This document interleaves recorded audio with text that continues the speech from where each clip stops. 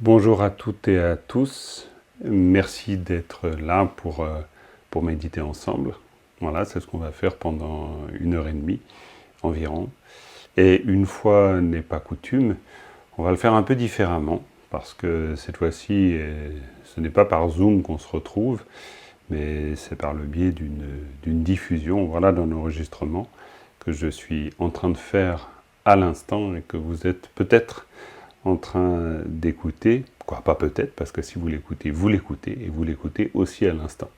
Donc en définitive, il y a du différé, mais il y a toujours du direct, parce que ce que l'on fait, c'est toujours au présent. Et d'ailleurs, le fait de le mentionner, c'est intéressant, parce que ça nous place tout de suite dans l'attitude, on pourrait dire l'attitude juste, en rapport à la pratique méditative, qui est une forme d'exploration du présent, bien évidemment. Mais avant d'aller plus loin, eh bien, on va d'abord prendre refuge, développer l'esprit d'éveil, afin de se placer dans la juste intention, dans la juste attitude, qui consiste à vouloir atteindre l'éveil, certes, mais pas seulement pour soi-même, mais pour le bien de tous les êtres, sans aucune exception. Et atteindre l'éveil, vouloir atteindre l'éveil, poser ce souhait en soi, c'est une chose très importante, on y revient souvent, mais je pense qu'on ne le dira jamais assez. C'est vraiment faire confiance à sa véritable nature, c'est être conscient que nous sommes des Bouddhas, on pourrait dire en devenir, mais nous sommes véritablement des Bouddhas et nous avons la possibilité de réaliser notre plein potentiel. Donc c'est quelque chose qui va bien au-delà du fait d'être bouddhiste finalement. Alors, bien sûr, être bouddhiste est une manière, on pourrait dire affirmer, une manière clarifiée d'une certaine façon, clarifiée à l'égard de nous-mêmes, à l'égard d'autrui, qui nous permet de dire oui, c'est cela que je suis en train de faire, c'est cela que je veux faire à la suite du Bouddha, mais au-delà de ça, ce potentiel, cette nature, c'est la nature de tous les êtres, sans aucune exception. Donc voilà, on va d'abord poser cela comme souhait, atteindre l'éveil, et atteindre l'éveil pour le bien de tous les êtres, sans exception. Et puis ensuite, eh bien, nous partagerons ensemble quelques instructions de méditation qui nous viennent de la tradition Kagyu, grande école de méditants, on peut penser à Milarepa, et puis ensuite nous ferons comme d'habitude, c'est-à-dire une alternance de méditation, environ une dizaine de minutes, et puis des instructions pour nous replacer chaque fois dans la juste disposition, nous peut-être clarifier quelques points, quelques compréhensions, et ainsi de suite, jusqu'à ce que le moment où on fera alors la dédicace pour offrir toute la vertu que nous avons accompli, que nous sommes en train d'accomplir à l'instant même, et nous dédierons tout cela à l'éveil de tous les êtres sans exception. O Sangye Chötang Tsoge Chönam Lai Chang Chum Paradu Dane Jazoiji Dage Jin Tsoge Be Sunam Ki Drola Benjire Sangye Drum Paraisho Semchen Tamche Dewa Tang Dewe Ju Tang Den Parai Jurujik Tungal Tang Tungal Ki Ju Tang Chal Warai Jurujik Tungal Mepe Dewa Tang Ba Tang Minjal Warai Jurujik Nyering Cha Tang Tang Chal Tang Nyum Chen Bola Ne Parai Jurujik.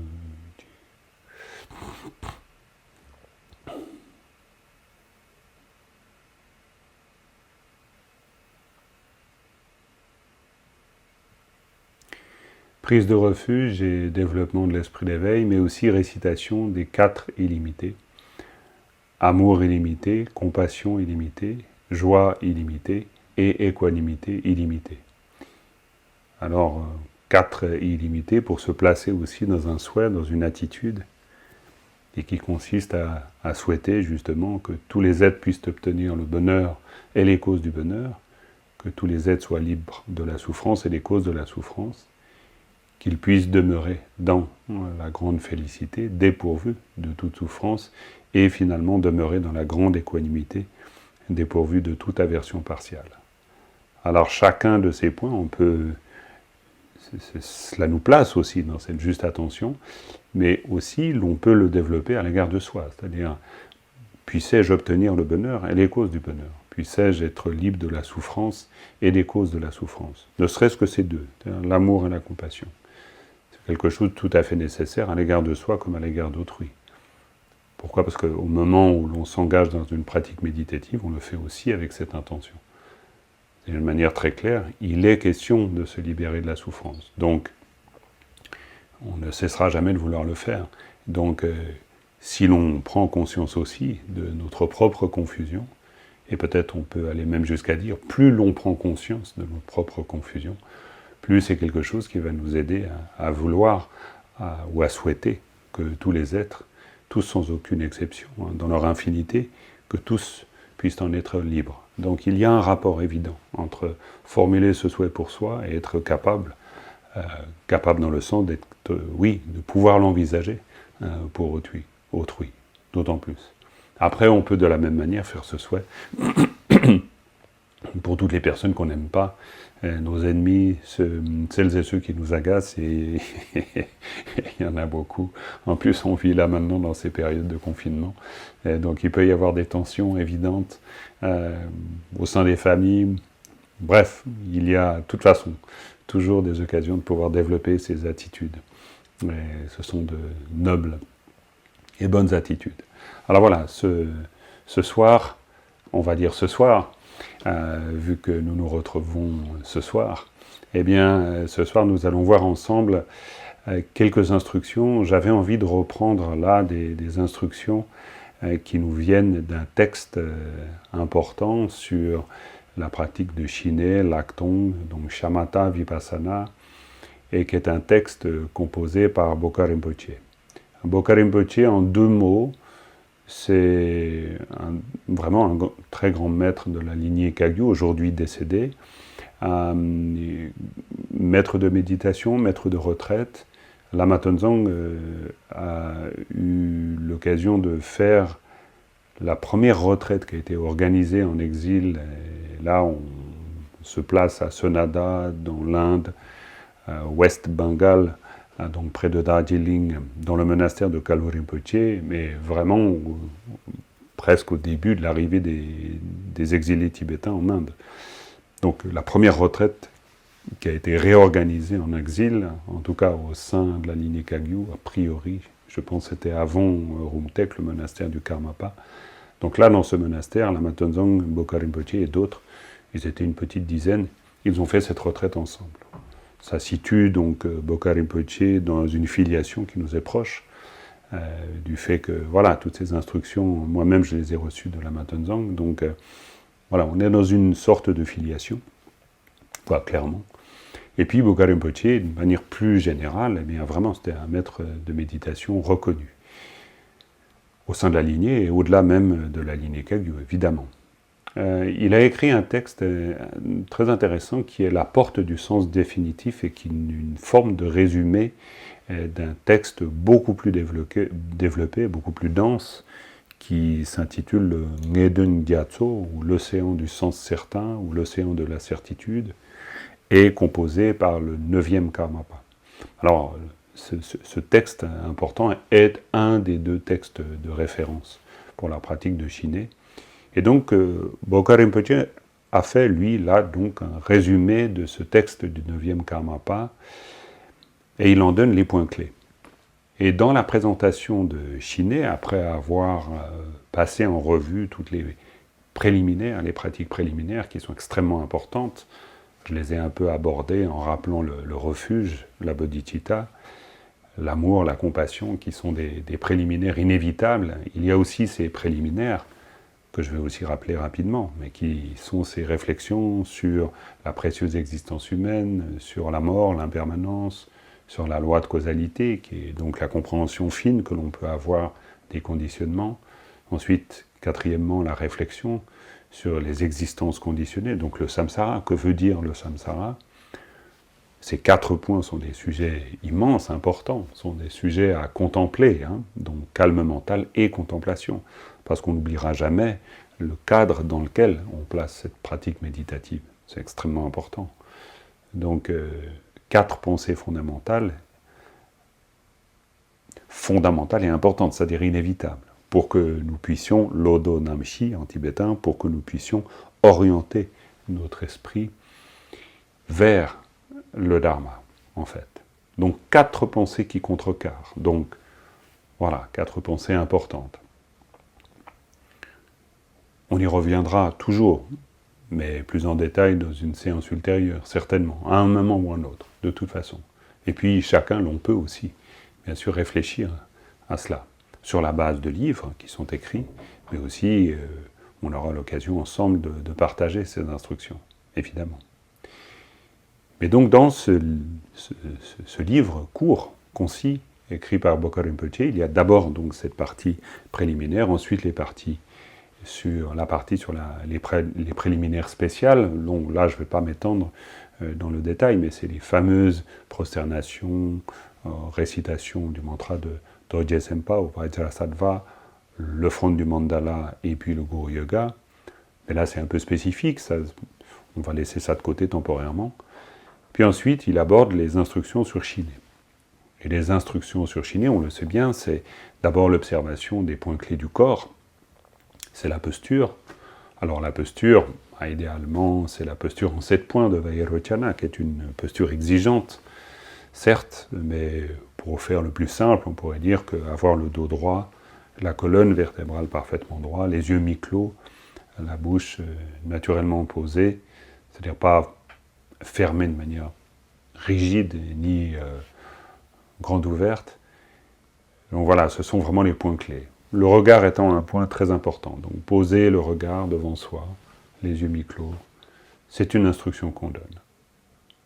Sur le regard, il y a toujours cette fameuse question, est-ce qu'on doit les tenir ouverts, fermés? À nous de tester un petit peu.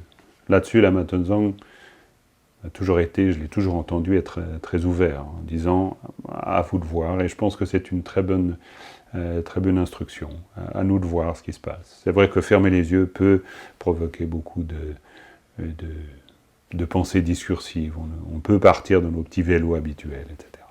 Donc c'est peut-être bien de garder les yeux mi-clos. Mais bon, il faut tester, comme toujours. Puis ensuite, on parle de Semné. Semné, c'est les points clés de l'esprit. Et donc, c'est là où j'en viens, à ces instructions que nous donne Bokar Rinpoche, où il rappelle ces instructions clés. Ce n'est pas lui qui les compose, mais il les met en forme et il les rappelle. C'est des instructions qui nous viennent de Tilopa. Et ce que je vous propose, c'est que ce soir, eh bien, nous passions ce moment ensemble à l'aide de ces instructions, petit à petit. Alors, je vais tout d'abord vous les énoncer en tibétain, comme ça vous les entendrez. C'est une bénédiction.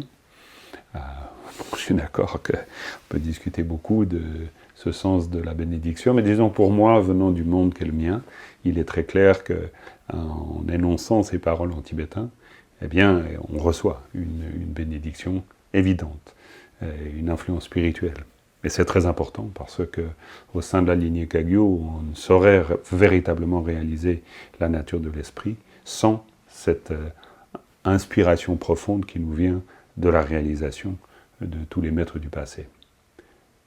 Donc ces paroles, au départ, exprimées par Tilopa en Inde, et puis ensuite traduites progressivement et transmises au cours des générations, au cours des siècles, et qui nous dit ceci.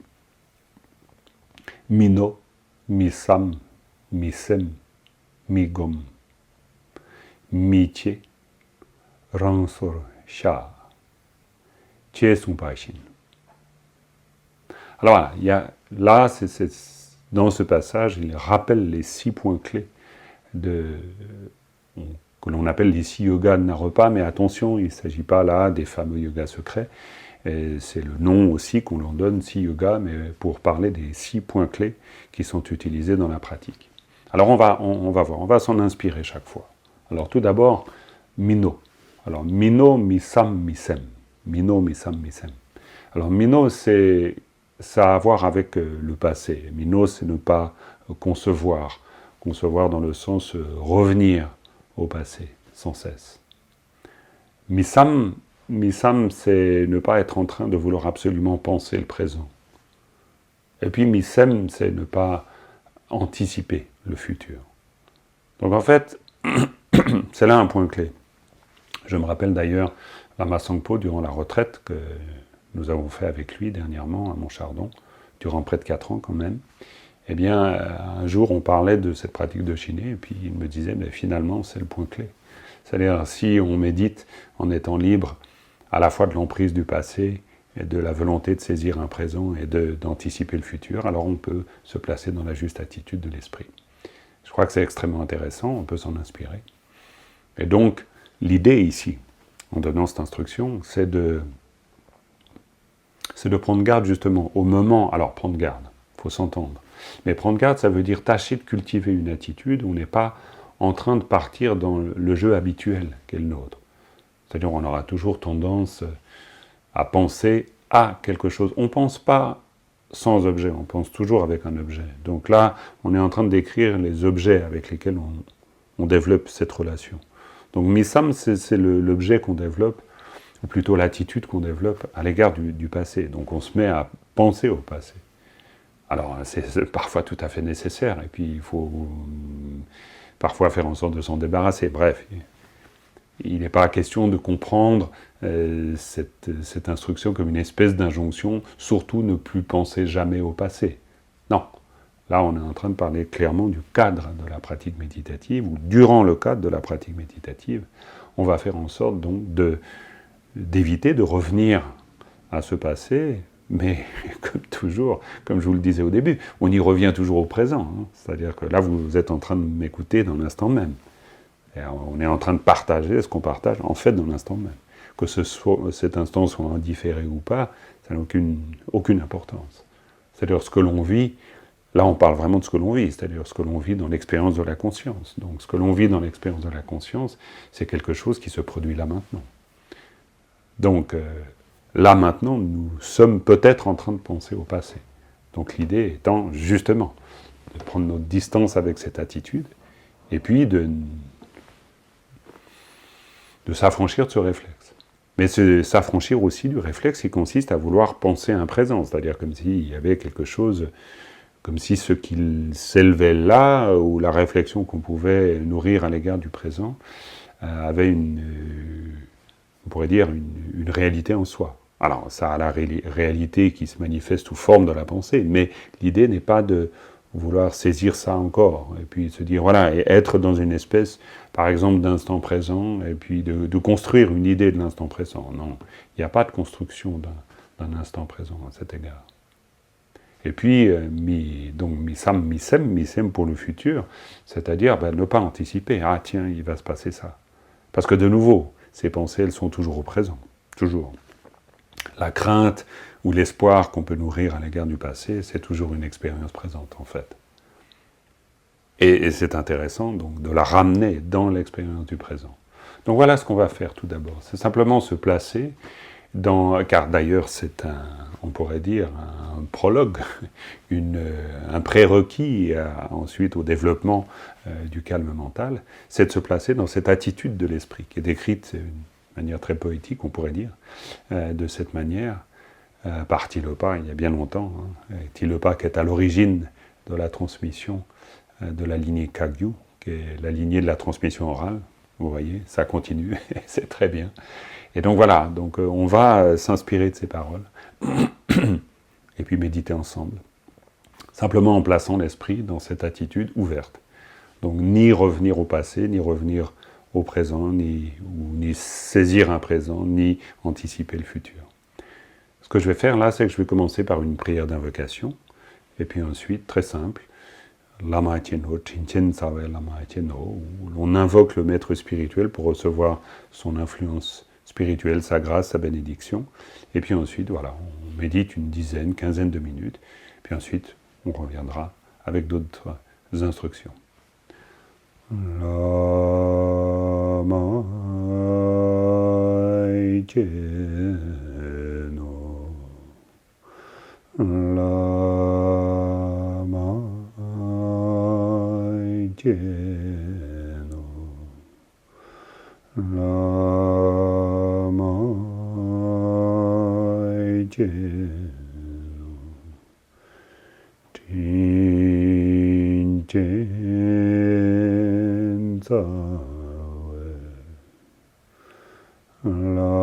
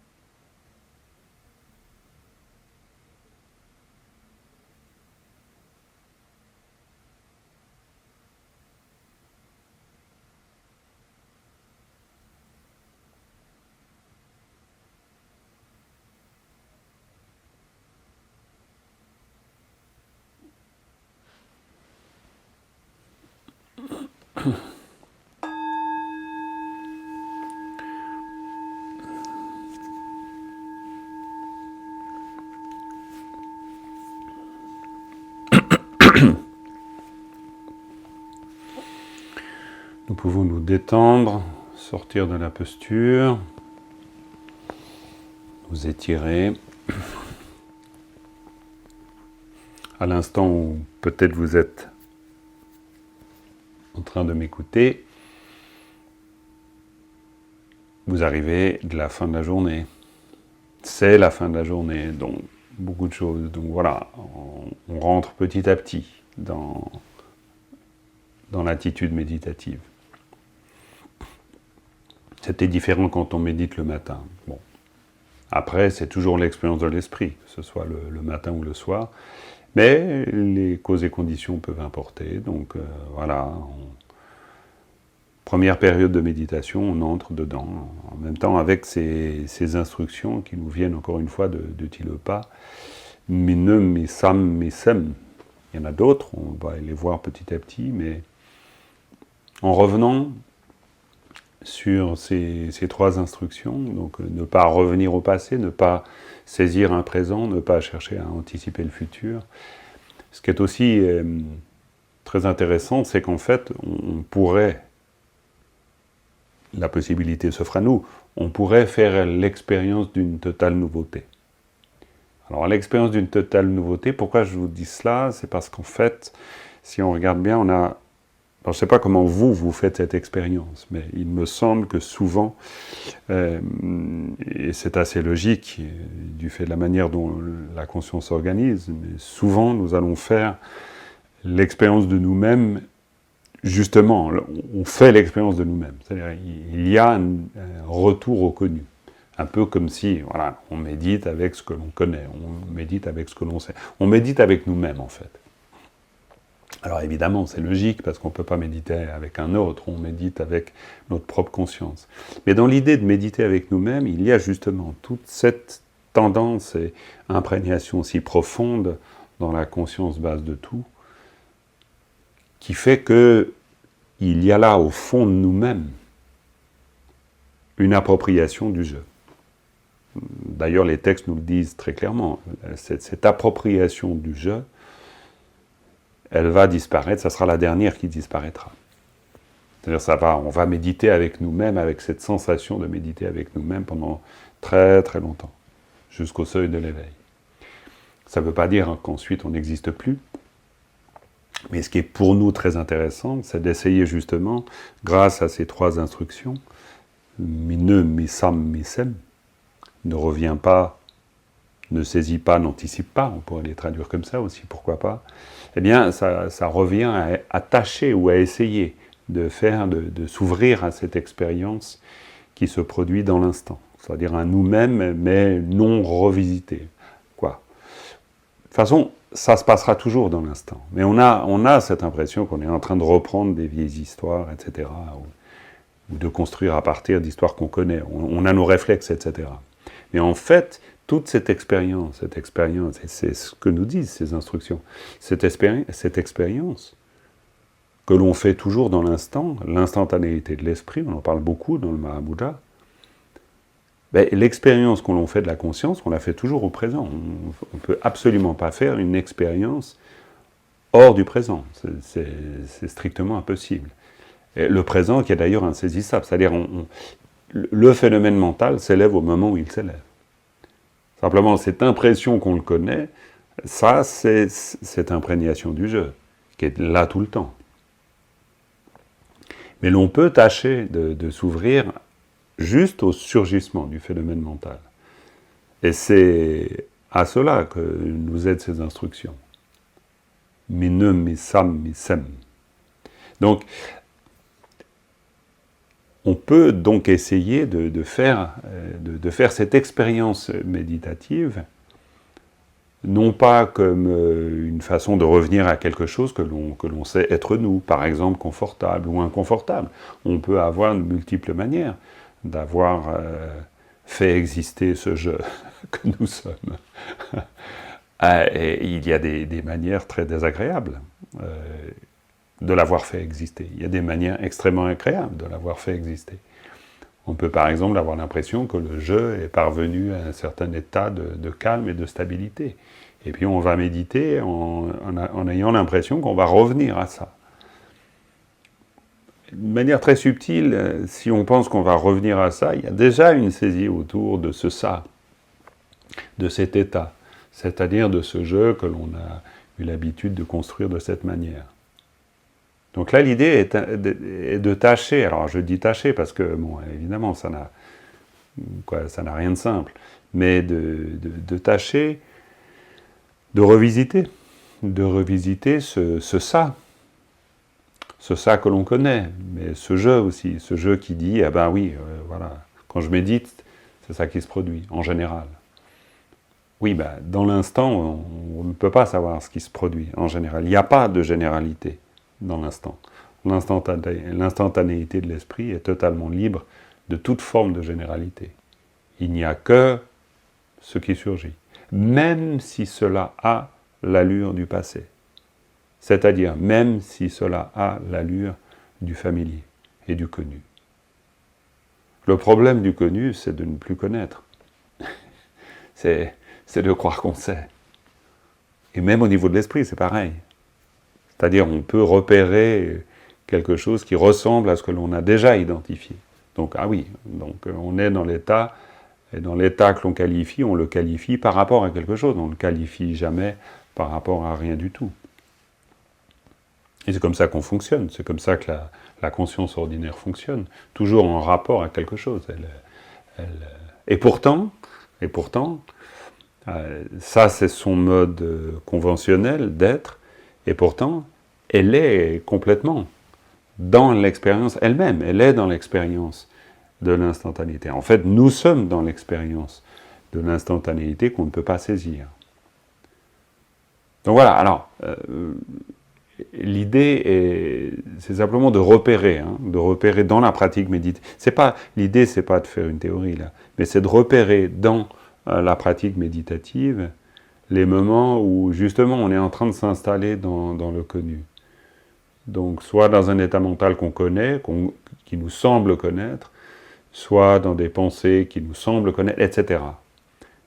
Et donc, c'est d'essayer de repérer que, voilà, cette impression de revisiter, de repasser par les mêmes endroits, elle sera à peu près toujours présente. Donc, au moment où on le repère, on continue ce travail d'exploration, c'est-à-dire ce travail de présence à l'instantanéité de l'esprit. Donc on le continue pour vraiment être, on pourrait dire, de fraction d'instant en fraction d'instant, être dans l'observation de ce qui se produit, dans une fraîcheur totale. Ben, c'est bien de pouvoir être dans la fraîcheur totale, donc c'est un peu l'idée. Mais c'est vrai que c'est ce à quoi me font penser ces instructions. Donc, mi-ne, mi-sam, mi-sem. Ne reviens pas, ne saisis pas, et n'anticipe pas. Voilà, donc soyons présents et conscients de ces paysages qui nous donnent l'impression d'être visités, qui sont des paysages construits par nous-mêmes, finalement. Donc en essayant de nous ouvrir à l'expérience présente, qui elle est de toute façon parfaitement neuve.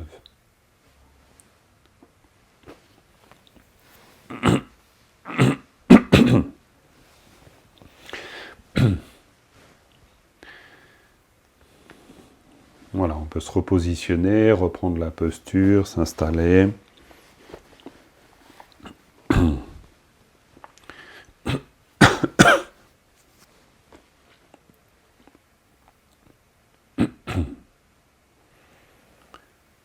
Voilà, prendre juste un instant pour remettre la colonne vertébrale bien droite, prendre le temps de sentir comment on se place là dans la posture, et puis on va rentrer dans la pratique. Et il me vient à l'esprit dans l'immédiat la Matenzang qui tout le temps nous a répété, nous a dit faire en sorte ainsi de rentrer dans la posture avec cette qualité de fraîcheur et de présence, s'y maintenir avec cette même qualité et sortir avec cette même qualité. D'où la nécessité, dans les instructions sur le Mahamudra, de faire de courtes mais nombreuses sessions pour garder justement cette vivacité. Donc voilà, entrons ainsi Dans la pratique, coup de gong et on démarre.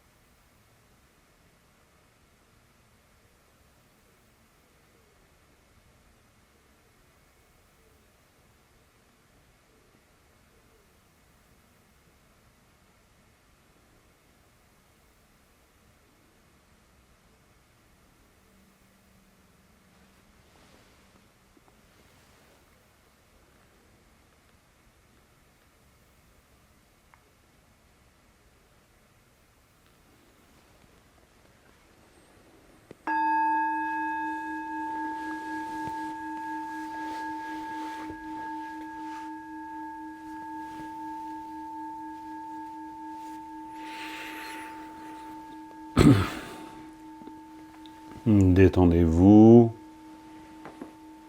Voilà, vous pouvez reposer les jambes. Souvent la Matenzang, ça me fait penser à la Matenzang qui est toujours, j'ai toujours entendu dire, pendant que vous vous reposez les jambes, eh bien, on va poursuivre avec les instructions. Et lui, bien sûr, ne se reposant pas les jambes, mais moi je me repose les jambes là, pour le coup. Donc voilà, il ne faut pas hésiter non plus à vous mettre bien dans la posture. Le confort est important.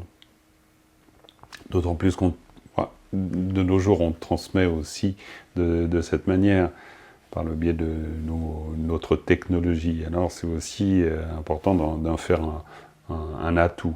Donc que vous soyez confortable, à faire en sorte que la technologie nous permette d'humaniser quand même nos rapports. Et ça fait partie aussi, je pense, donc, de ce confort, la manière dont vous installez votre dispositif, et que cela permet vraiment de sentir que nous sommes chacun confortables, là, autant dans la posture que dans l'environnement qu'on se donne pour pratiquer et échanger, donc par ces moyens-là. Voilà.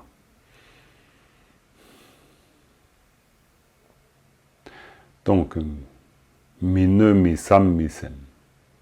Ce rapport que l'on tâche d'avoir à l'instantanéité de l'esprit. Pour revisiter, non pas revisiter justement, mais visiter.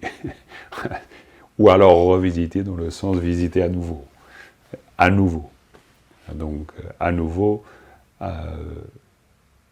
pour dire faire l'expérience de la nouveauté, de chaque instant. Et ce qui est vraiment pas si simple, parce que, en tout cas, je ne sais pas pour vous, mais pour moi, j'ai toujours tendance à rentrer dans les élucubrations qui, forcément, sont liées aux trois temps, sont liées au passé, au présent et au futur. Et donc, c'est tout disons, un effort, en tout cas, une attention à porter, à garder, pour que l'on puisse être parfaitement présent. Mais tout en étant attentif aussi à ne pas, et on va le voir dans la suite des instructions, à ne pas non plus développer un espoir et une crainte, et puis espoir que disparaissent toutes ces pensées du passé, du présent, du futur. Vraiment, ça c'est un point clé, hein, ne pas chercher à ce que les pensées disparaissent.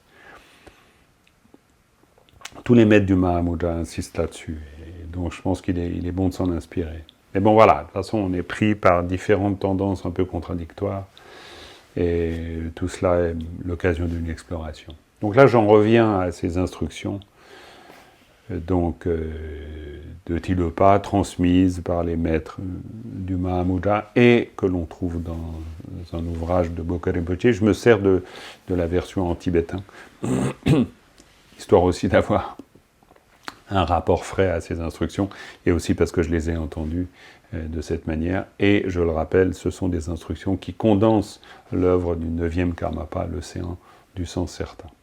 Donc à la suite, il nous dit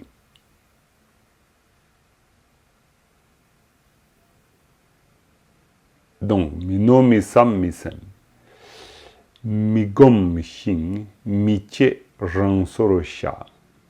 Mi gom mi shing, mi che ran soro sha. Alors, mi gom, mi che et ran soro sha. Ça, c'est les trois suivantes. Alors, migom, alors là, c'est carrément très fort, parce que migom, ça veut dire ne médite pas, hein, ou il n'y a pas de méditation, donc ne médite pas. Ah, bon, ça peut nous sembler quand même bien paradoxal par rapport à ce qu'on est en train de faire. Ensuite, mitié, ça c'est plus facile à comprendre, n'analyse pas.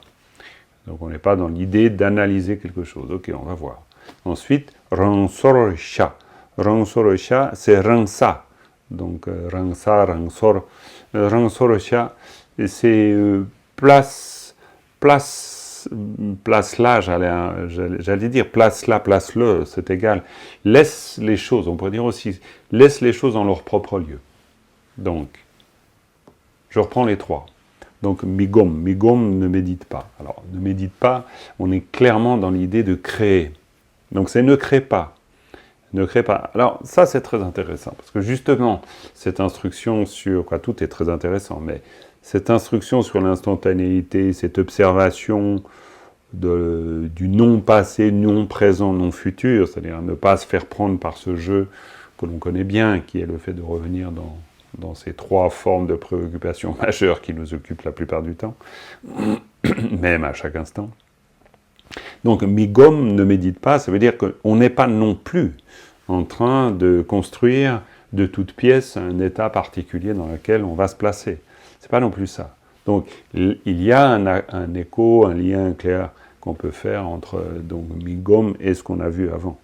C'est-à-dire cette nouveauté, hein, cette fraîcheur, revisiter les lieux, revisiter le terrain qu'on a l'habitude de construire, etc. Donc on construit, on est sans arrêt en train de construire. Bon, nous sommes en tant qu'humains, nous sommes des constructeurs invétérés.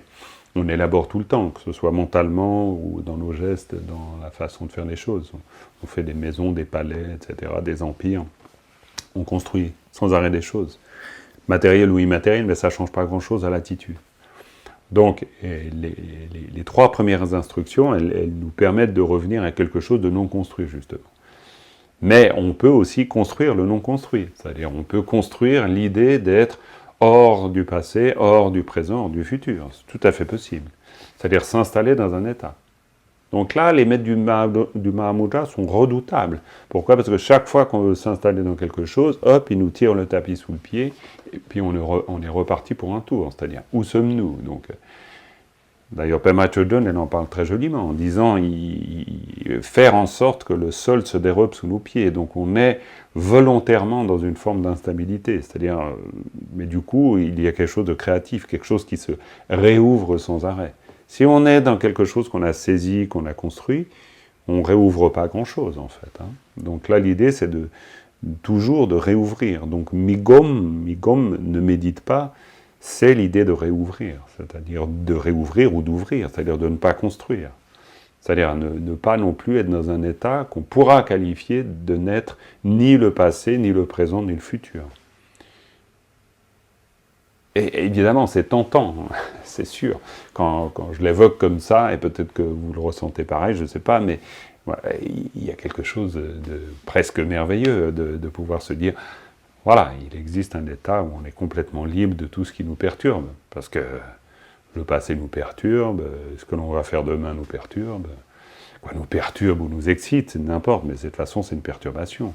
Soit une perturbation qui prend des atours favorables ou agréables, soit une perturbation qui prend des atours ou des aspects défavorables, ou pénibles, ou cruels, difficiles, n'importe, bref. On est sans arrêt ballotté par ces trois temps. Donc on peut légitimement vouloir se placer dans quelque chose qui n'est pas. Donc construire un état méditatif, évidemment. Donc là, Tilopa et Vlan, hop, il nous voit en train de construire un état méditatif et il nous dit « Migom ». Donc ne médite pas. Et pourtant, on est en train d'essayer de méditer, hein, évidemment, c'est ce qu'on fait. C'est ce que vous êtes en train de faire, ce que je suis en train de faire, on est en train de le faire ensemble, à l'instant même. Tac, à l'instant même. Voilà, on est en train de méditer. Méditer sans méditer. Alors méditer ici, Migom, ça ne veut pas dire qu'on se lève et puis on fait autre chose, non. Ça veut dire que dans notre attitude, on pourrait dire ça de manière un peu plus familière, ben reste tranquille, quoi. Essaye pas de faire quelque chose.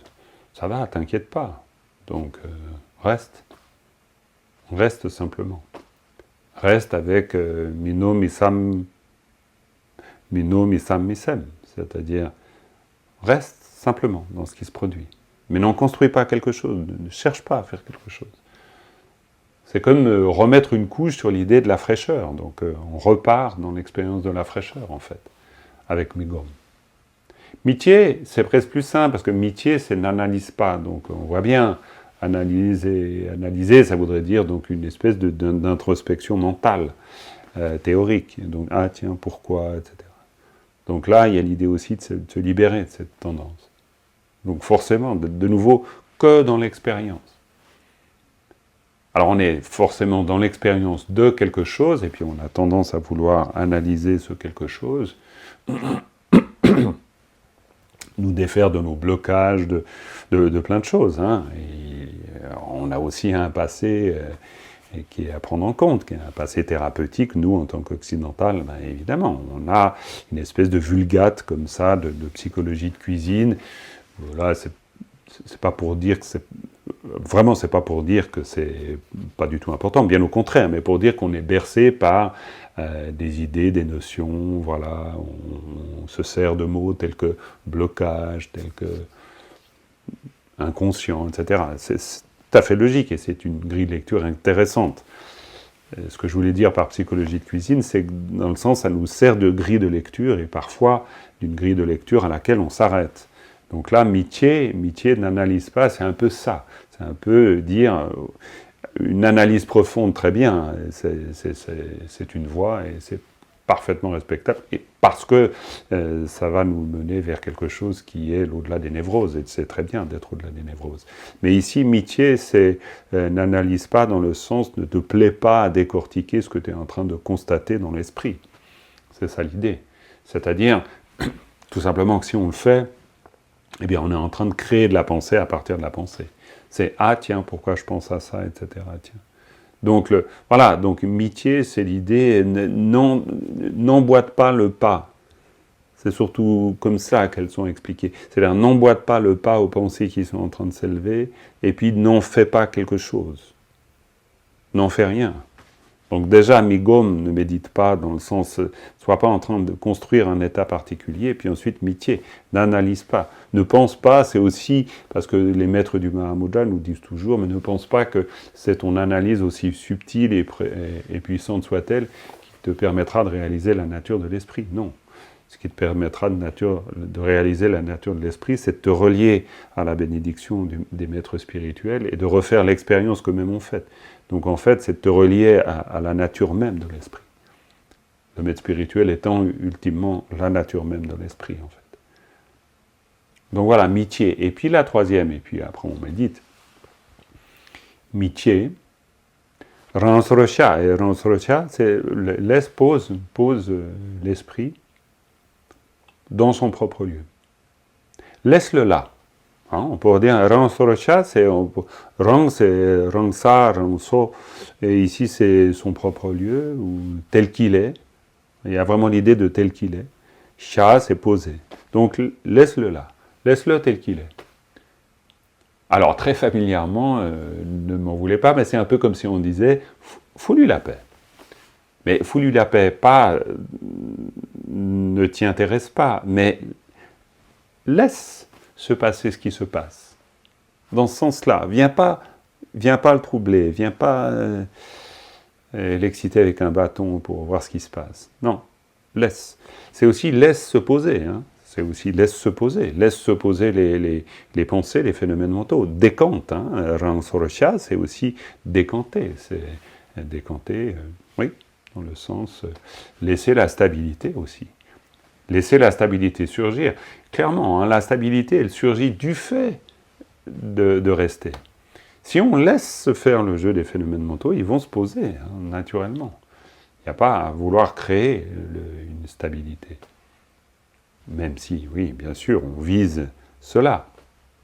Mais la stabilité, elle va se manifester du fait qu'on laisse. Si on prend vraiment cette instruction pour ce qu'elle nous dit, c'est on laisse l'état, on laisse l'esprit dans sa véritable nature. C'est de nouveau quelque chose de l'ordre d'une très grande confiance que l'on donne et que l'on a à l'égard de notre propre nature. Nous sommes des êtres éveillés. Donc les maîtres du Mahamudra nous le rappellent sans cesse. La nature de l'esprit, oui. Il n'y a pas d'autre éveil que celui-là. Hors du précieux esprit, nul Bouddha et nul être sensible. Hein, cette fameuse citation qu'on a déjà vue ensemble, je crois. Donc voilà, l'idée ici, c'est 3 instructions. Migom, ne construis pas, Mitié, n'analyse pas, Ransrocha, laisse. Pose l'esprit dans ce qu'il est. Tel qu'il est, sans intervention. On pourrait dire que là, c'est un non-interventionnisme. On n'intervient pas. Parce que la nature de l'esprit, elle se manifeste à travers ce qui se produit, quoi qu'il se produise. Voilà. Donc là, on peut reprendre la posture. On va reprendre la posture.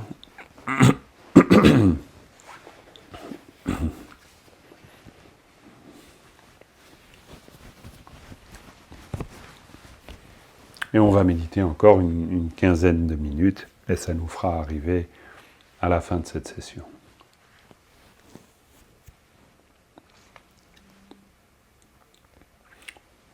On peut juste prendre un instant pour se laisser inspirer par cette idée migom, donc ne construis pas, ne médite pas, n'analyse pas.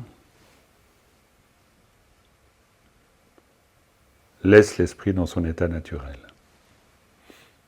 Voilà, c'est juste comme une espèce d'intention qu'on place. Ensuite, dans la pratique, on n'a pas besoin de réfléchir à tout ça. C'est juste comme une intention, comme voilà, un mouvement qu'on donne. On se donne un mouvement, hop, après on entre dans ce mouvement, tout simplement.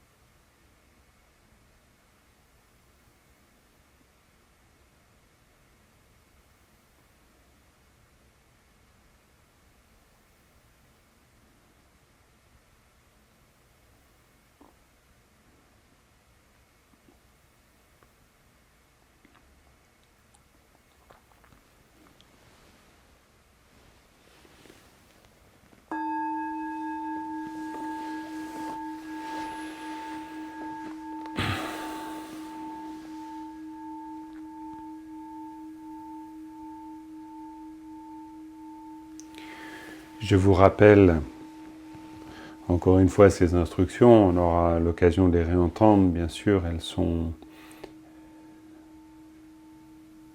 d'une part incontournables et d'autre part, dans toutes les instructions du Mahamudra, on les retrouvera sous une forme ou sous une autre. Donc, c'est-il pas les 6 points qu'il nous indique et qui nous dit mine, mino, misam, misem. Donc ne reviens pas au passé, c'est ce que cela suppose, ne conçoit pas, mais dans le sens ne reviens pas au passé. Misam ne pense pas, dans le sens ne sois pas en train de vouloir saisir un présent. Et misem n'anticipe pas, n'anticipe pas dans le sens du futur. Et puis ensuite ces 3 instructions. Migom, donc ne médite pas dans le sens de ne cherche pas à établir un état particulier. Mitié, donc n'analyse pas dans le sens ne sois pas en train de répertorier telle expérience ou telle autre par rapport à telle ou telle autre, justement. Parce que répertorier, c'est toujours par rapport à quelque chose. Et puis, ransorosha, c'est-à-dire laisse l'esprit tel qu'il est. Voilà, ce sont des instructions extrêmement intéressantes, extrêmement importantes aussi. Elles sont porteuses d'une grande bénédiction, mais bénédiction dans le sens d'une inspiration. On peut s'y inspirer. Elles peuvent aussi servir de viatique, de rappel conscient, constant, conscient, j'allais dire, oui, conscient, constant, de ce qu'il est nécessaire de développer. En rappelant aussi que ces instructions sont au début de la pratique de Shiné. Alors elles sont à la fois ultimes, parce que être dans ce que cela décrit, ça veut dire avoir réalisé le Mahamudra, d'une certaine manière, il n'y a pas de doute. Mais en même temps, elles sont données au début, parce que déjà au début, il est question de cultiver cette manière d'envisager justement la posture de l'esprit, on pourrait dire, ou la disposition de l'esprit. Donc c'est ça l'idée. Voilà, alors nous allons terminer maintenant ensemble cette session de pratique par une dédicace, parce qu'on est arrivé déjà, voilà, le temps passe vite, en tout cas c'est la sensation que j'ai à l'instant. Donc nous allons conclure par une dédicace pour dédier toute cette vertu qui découle du fait d'avoir fait tout ça ensemble, d'avoir tâché d'essayer de méditer, de nous ouvrir à à cette fraîcheur, à cette instantanéité, à cette expérience nouvelle, toujours nouvelle à l'instant même que l'on fait de l'esprit. Voilà. Senandeye tomche zempa ne tomne nyebe janam pamjen keka naje balab chupai sipe tsole droa droarai sho. Puissent tous les êtres, c'est le sens de cette prière, et je le rappelle souvent, mais puissent tous les êtres être libres de l'océan du devenir. Donc voilà, ne pas être ballotté par ces vagues de naissance, de vieillesse, de maladie et de mort, puisse-t-il vraiment être établi dans la félicité du nirvana. C'est le sens de cette dédicace, et aussi le sens que l'on donne donc à notre pratique. Voilà, il me reste à vous remercier beaucoup, et si vous êtes en train de m'entendre là à l'instant, c'est que vous avez tenu jusque-là, grâce à ces moyens technologiques qui nous permettent de continuer à partager le Dharma ensemble. Donc je vous en remercie. Et puis à bientôt. Alors à bientôt, c'est pour l'un ou l'autre de nos rendez-vous. Mais sachez, vous en avez reçu l'information, mais sachez-le, nous avons là maintenant sur notre page activité de notre site, karmakagyu.ch pour l'instant, le CEBT Genève, vous avez sur la page activité la possibilité de voir en replay, donc en rediffusion, la quasi-totalité de nos rendez-vous, et puis aussi de voir en diffusion directe, préenregistrée, mais en direct, donc les rendez-vous que nous avons prévus donc pour ce mercredi, et donc la semaine prochaine aussi, lundi soir et mercredi matin. La session du lundi soir, elle sera aussi rediffusée le mercredi matin pour permettre aux petits groupes des participantes et participants aux matinées méditatives de pouvoir se joindre ainsi à cette pratique. Merci encore et bonne journée ou bonne soirée en fonction du temps que vous êtes en train de vivre à l'instant. Merci.